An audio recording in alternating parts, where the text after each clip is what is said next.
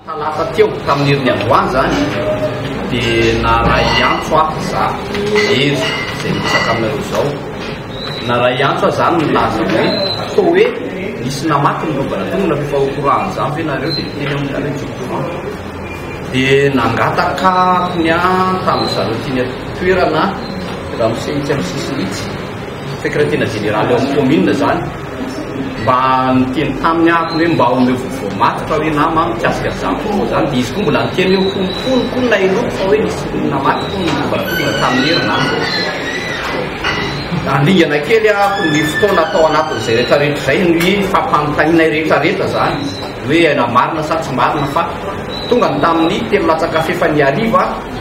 nahazo telefônina anazy a misy njaka eo amin'ny sisiny io dia teny amin'ny rovana tongony izy moazoko miaraka tamin'ny adjournera chef-tany niaraka tamin'ny gardien nanamafy zany a fa tena hoe vaky tokoa ny rovana tongona ny alakamisy fahatelo amby folo volana oktobra ny fo vady ny zoma efatra amby folo oktobra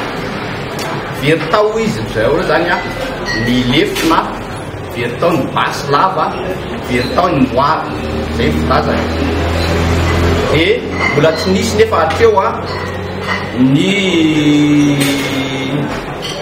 fipetrany raisiny zareo zany teo amin'ny hoe filazana ny manam-pahefana isan'ambaratongony ary indrindra ny fametraha-pitoriana ny fisehon-javatra dia teo ny nanapahana hevitra izamo zany zay isotenanay taty satria efa nisy feonana telefôna fampiantsona telefôna be dia be eo a teo anelanelan'izay tamin'ny raiky amby folo sy tamiteny zay